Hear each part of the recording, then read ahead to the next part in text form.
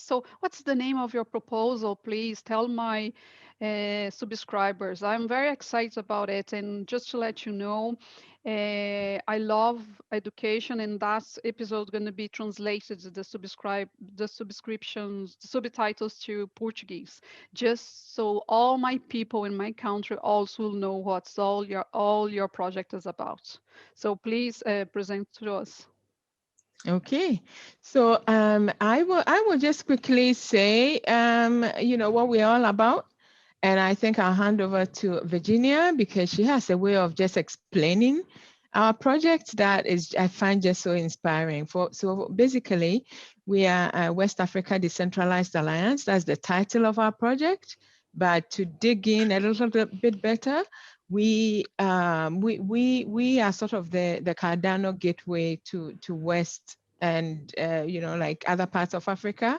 And basically we are just connecting West African developers and entrepreneurs to the Cardano ecosystem. I'll hand over to Virginia to just lay out West Africa Decentralized Alliance for us. There's a way that she alone can do that.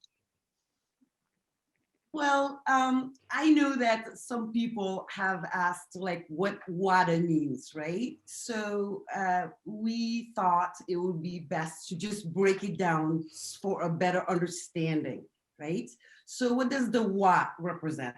It represents the region, West Africa, right? And then the D and the A is the Decentralized Alliance. And what is the bridge between the region and the how is the Cardano platform.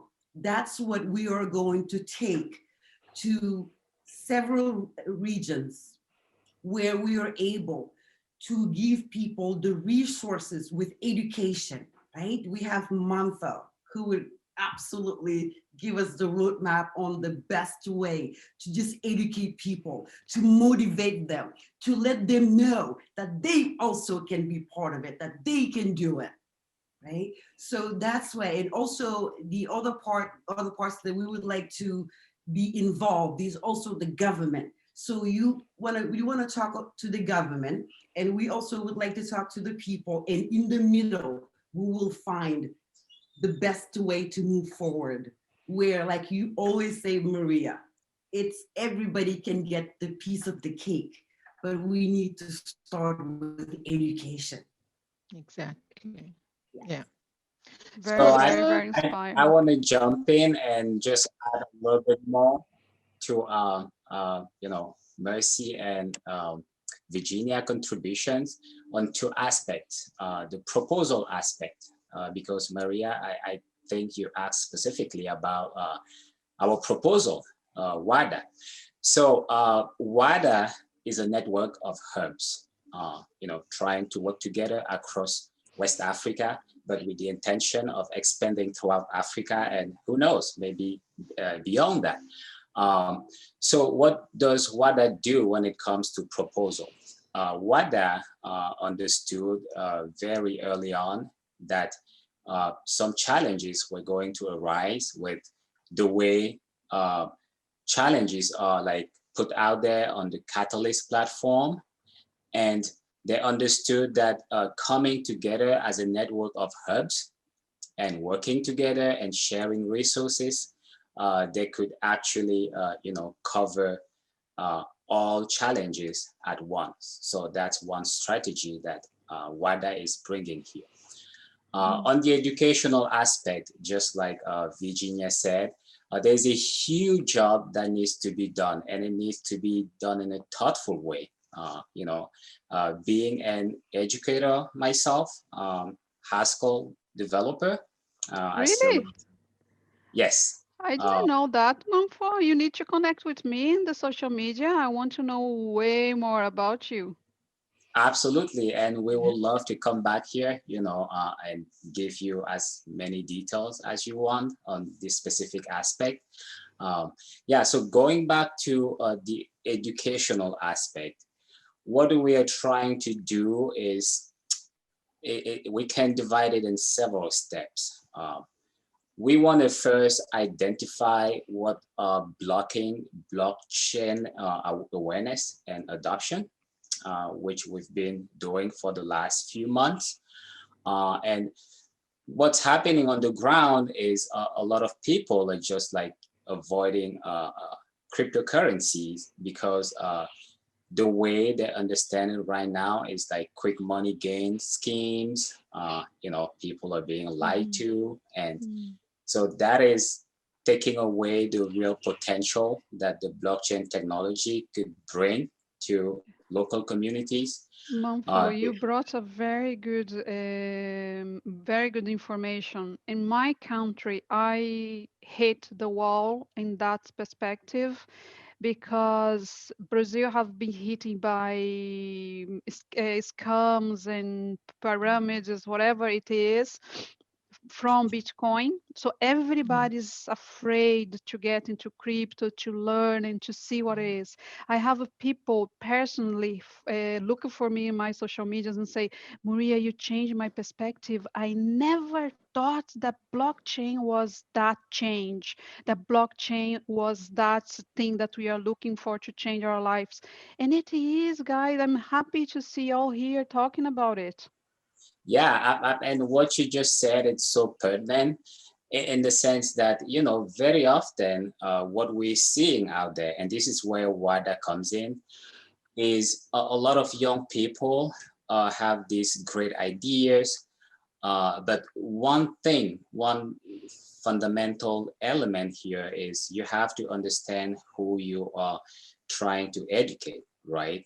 Like, just like you said, if there's a broken like trust between what blockchain represents and local communities, you need to start by fixing that. So that's where we are planning on starting. So just by building a local community and creating a welcoming space within our hubs through, you know, after school programs, daycare programs, and incentivize local communities that way in such a way that we could have the attention and start having a communication and really explaining to them what potential blockchain technology could bring outside of cryptocurrency. Cryptocurrency is just one application of blockchain technology.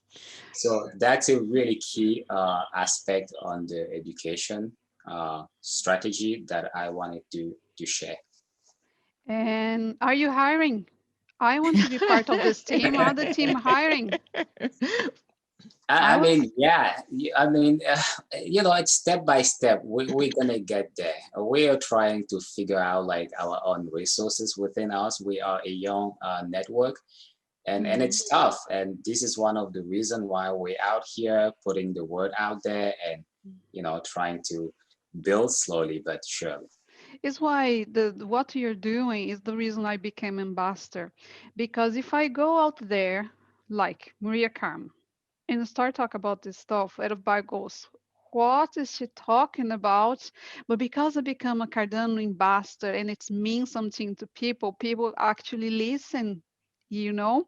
Being ambassador is something that you do for love, it's not for money. If you see the money I can do being ambassador is so little, but I'm here for the passion, for the change, for the education, for the smiles and for the miracles. Lovelace Academy, that's a winner. I don't know if you know, is a winner from Found 2. We are from Found 3 now, proposal talking about. It was all about inspiring people the same way you are trying to do. And in ways that I see as an educator, when I am in the classroom and I'm teaching my teenagers that range from 11 to 18, I don't see a change like boom. No, it's just take years, guys. Depends on the age of the kid. It could take between 5 or 10 years. But when I talk about Cardano, when I talk about what Cardano can do, like boom, boom, boom, I can't show to you the quantity of messages that I got from people saying, you made the wake up call. And it's like, I feel so happy. And that's why I'm doing what I'm doing. I want people, I brought you to my channel because I want people to know there out there is educational proposals that to propose also bring awareness to people across the entire globe. But you said there's a kind of hub that will empower local people. Can I get your model and bring down to my country, for example? Can I replicate your model of running what you're going to do? Yeah, sure, absolutely. So a hub really is like the basic unit, right? So, and then around the hub, you build this community, and you know, in the process, you also learn what works, what doesn't work, and you adjust. And once you feel confident with, you can spread it through, you know, Africa. And then the main component here being that if you have a hub that specializes in one aspect, or let's say education, just as we are thinking about like the Cameroonian hub, you have another one in Senegal that specializes in another aspect, you know, of what we are trying to achieve as a network.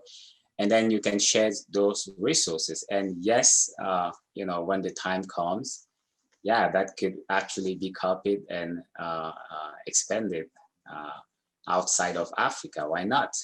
And just to go back to the passion aspect that you're talking about, as a software developer who started his journey with Java and then JavaScript, and then had to switch in the middle of my career to functional programming, being passionate about like this whole thing of blockchain and having like specifically chosen Cardano is so meaningful to me and to the rest of the team, because we see the thoughtful work that they put into the crypto, the blockchain for that matter. And we've been waiting for this for so many years. So we had like all the options on the side, but we stick with Cardano. So what we're trying to replicate here with our network is to add to what Cardano has built, you know, and the idea here is we add to multiply, and that's our motto. Yeah. That's cool. And tell me, are you planning to deliver metrics to the community? Because you said it could be you can replicate your model of business. And do you have any metrics that you're going to deliver to the community so the community could know what is working, who are you bringing, how going to be this metric, and what you will tell the community? Absolutely. So go ahead, Miss. should I? Yeah, I'll just quickly go, and then Malfo help me out after. So we do have quite a long list of metrics, and Maria will send you the link to our proposal, and then maybe you can drop it in the descriptions of this video, because you know there's quite a long list. But Right. you know, in addition to what Malfo has said, you know, we're looking at establishing stake, you know, like Africa-based stake pools. You know, we have sponsorship from Virginia and her team regarding actually setting stake pools based in Africa. So those are one of the metrics that we're going to look at.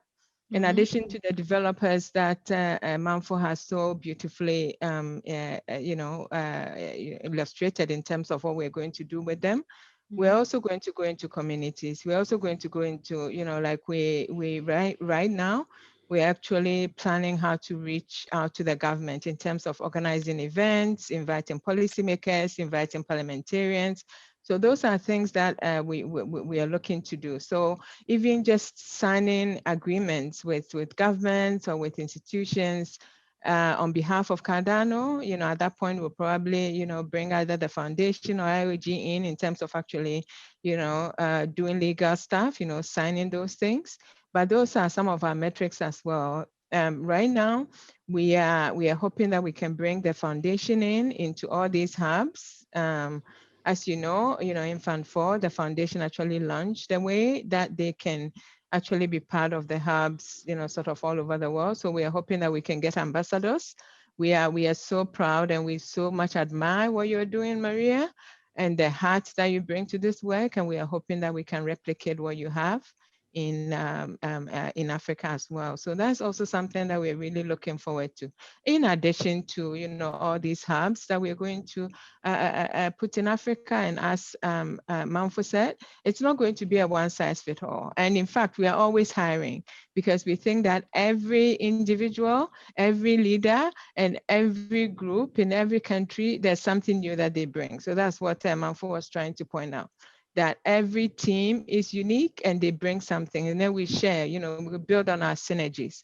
So one thing too that we are very careful about doing is not to project too much into the future in terms of being rigid, in terms of these are our metrics and we are not deviating from it, right? We are going to go in and have a conversation. And, you know, even since Manfo, you know, and his team joined WADA, you know, there's so much that we are learning in terms of what the problems are, right? It's very easy to sit somewhere and say, okay, we know the problems, we know how to fix Africa. No, we don't, right? It doesn't matter how much school we've done. It doesn't matter that we are now in the diaspora. We don't know the problem. We don't know how to fix Africa. So we go in there and then we talk to the people. We go on the ground, whether it's developers, whether it's academic institutions. That's something that we forgot to mention, where we have some serious connections into academic institutions already. We go there and then we find out what is the problem, and then we try and then build, you know, like find the solution, the problem statement, and then develop the solutions together. So I just want to jump in and add a little bit more about the key metrics that we are looking for here. You know, down the road, 4 months, 6 months, or whatever, how do we measure our success as a network? One key aspect that we are working on is trying to bring together proposers, because this being like at an earlier stage, it's really hard for people coming into idea scale and figuring out like all the pieces and how to put together a proposal, you know, with catchy names. And one specific area that they're struggling on is how to stream down their ideas to, let's say, 140 characters. That's really challenging. So we come in and we have people put in proposal. So that's one key metric, you know, 3 months later, how many proposals have we put, how people put or create into idea scale. The second key metric, which is really important to us, is how many herbs are we going to be able to create in 2 months or 3 months? And then the third one, which we think is also essential, is how many resources are we sharing across these herbs?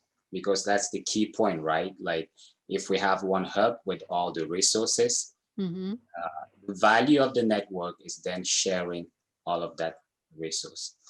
And the second aspect that I want to focus on is why us? Because Mercy insisted on the fact that we are on the ground and, you know, we've been there for a long time, and why us?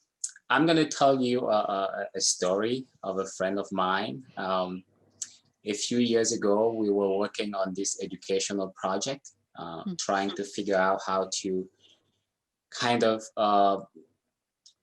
bring in like meaningful content in education to young people, you know, who most of them spend their time. I don't want to be negative too, you know, but I just we all know I'm from a development country. I know how the kids spend their times. Don't be silly. I know it. Go on. Yeah, exactly. So trying to figure out like a way to just suggest to them like games and inserting like meaningful content in it. He started doing this job by traveling across Cameroon. And there's a tribe in the east part of Cameroon where he, you know, he settled there, and the idea that they were trying to first like help the community by building a small well for clean water in such a way that kids won't have to go further, like 3 miles away to get the water. And in their mind, they were coming with a totally different paradigm, right? Mm-hmm. And I don't think they meant anything bad. They were just trying to educate, Mm-hmm. which is great. But the only thing that they forgot to take into consideration is they were dealing with a different paradigm. So they had this mindset of living in the city where you have water next to you. You can just, and they thought, wow, this is what might work for these people. Well, it turned out that they didn't like the idea at first. And when they dug into it, they realized that parents would have their personal time when kids go away to get the water, right? So building that well, like very close to the village, was going to break their social, like their organization, if that makes sense. Yeah, So it this does is make why sense. we think when we talk about education, it's deep. And Mercy insisted on this aspect, like Africa has lost a lot in terms of education, but specifically on the paradigm, like how do you educate? How do you see the world? So that's what we're bringing back. And as an educator, that's the first job that we will be doing, making sure that we include local communities in the decision-making process in such a way that all the dApps that we end up building tomorrow will fit their mental model, meaning it will fit their paradigm. And that's, in fact, another key metric. How many dApps are we going to build that fit the local paradigm? I see. Very I interesting. think Mercy is here from Fund 1 with me. I think she's hanging around too much to Maria Carmo and talking about education and wanted to educate the people. Is that Mercy? Tell me more about it. Yeah, I just wanted to say that actually Manfo is giving me way too much credit, because Manfo, like he and his team, and like the first meeting that I had with Manfo, it was like, it blew my mind. Like he's somebody that actually knows how this is done, and we feel very blessed to have him and his team, his partner Megan, and the whole team as well. So I think Virginia has a lot to say in terms of education, and I'm just going to hand it over to her. Well, I want to add just a bit to what Manfo said about the different paradigms. The question about why us, which, yeah, Manfo said it perfectly, just a little bit I want to add. It's because for us, right, who is best to convey a message in your own backyard, right? We have personal and professional connections. These are places that has made us. So that is the reason why we are saying we are so proud, we are so grateful, we are so blessed to be part of this phenomenon. I mean, I just want people to know I'm just the gal next door. I grew up playing soccer, fighting the boys. I grew up playing volleyball. I don't know how to cook. Did you play volleyball? Oh I my God, I did love volleyball. volleyball. I love, like, the only subject I always got 10 was the exercise subject that I never remember the name. PE, I don't know. Each country is different. Yes, I played volleyball almost my whole life. I was part of the national team and went to the Olympics. Wow. Wow. I played volleyball, but I just want people to look at us. Look at the four of us, right? We are just the normal guy and gal next door, the brother, the sister, the friend that everybody can relate to. And we are here not to tell people what to do, not to build a perfect life for them. We're here to say, we want to walk the path with you. Here's an alternative, right? We want you to expand your mindset. So that is, for us, I look at you, Maria, and I see everything that you are doing. I mean, I remember when my team said we are going to start a stake pool, I would go on Twitter and then I will just follow what you say. And I'm like, and I will say, maybe I can be part of it too.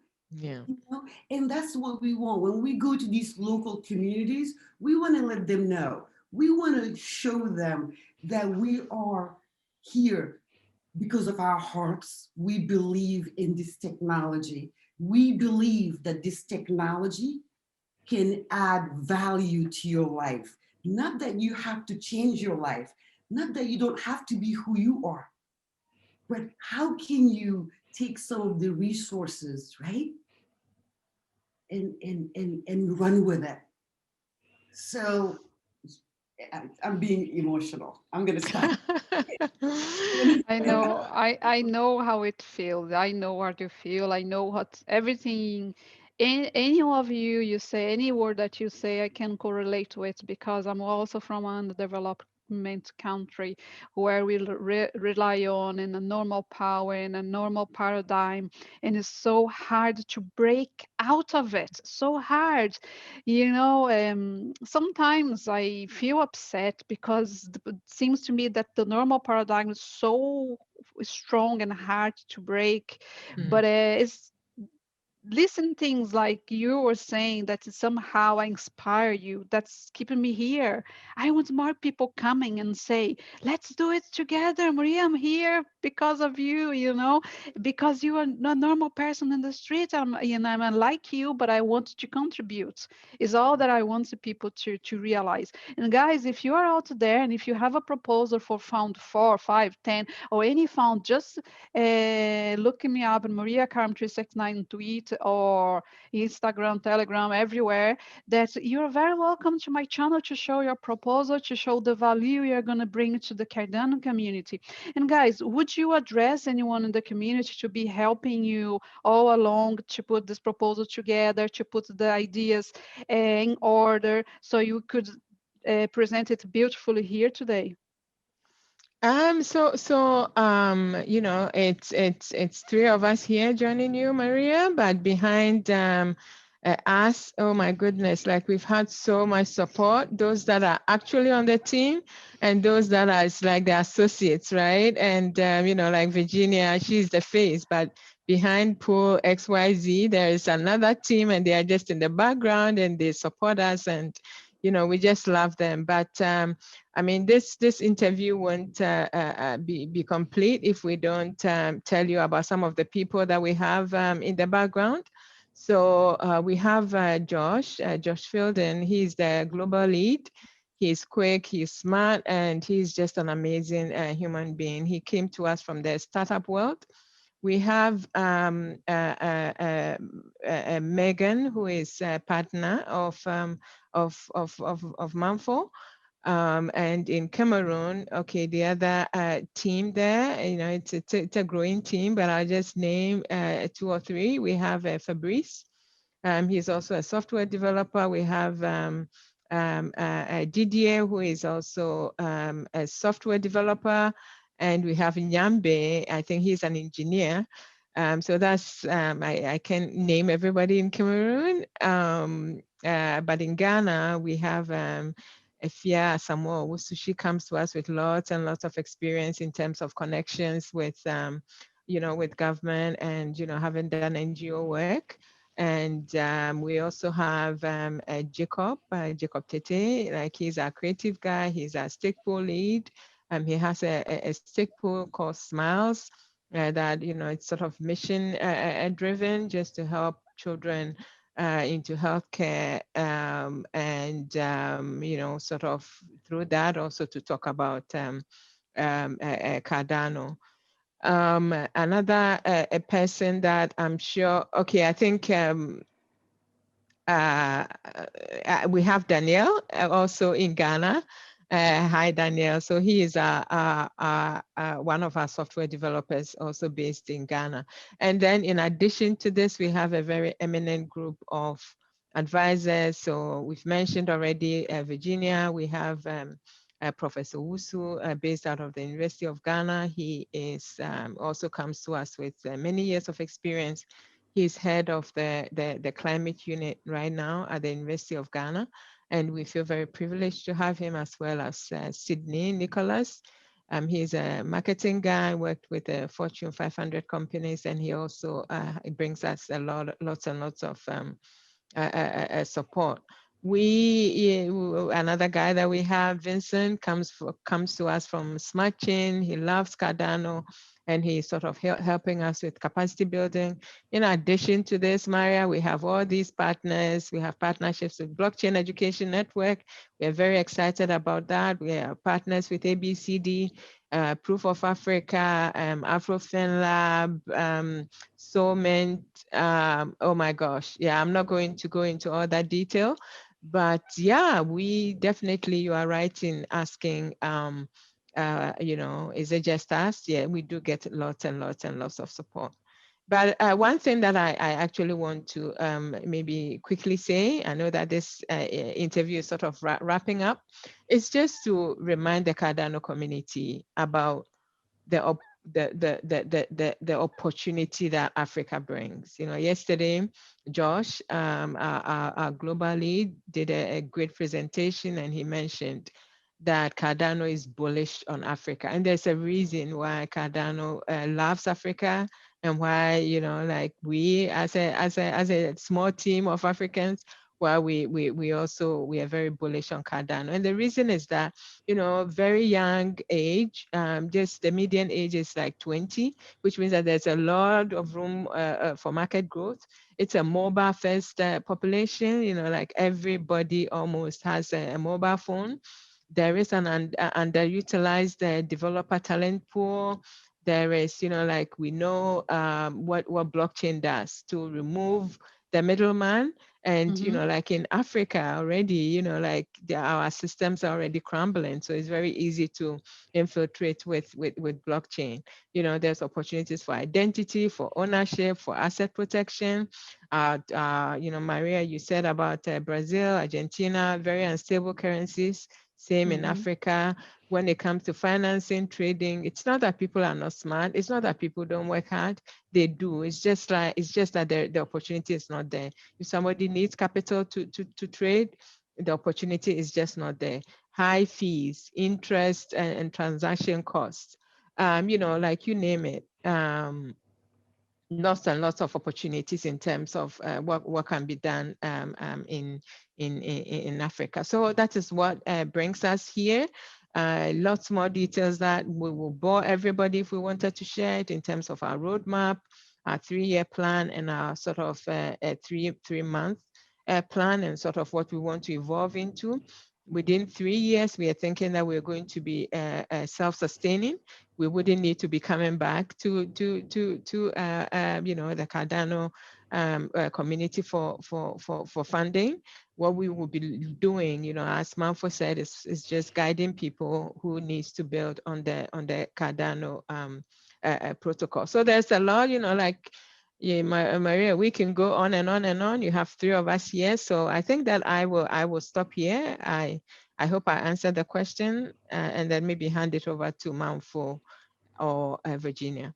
Thank you. No problem. Sure, you did. You answered it very well. So would you like to say anything, Virginia or Manfo, so we can wrap up the episode?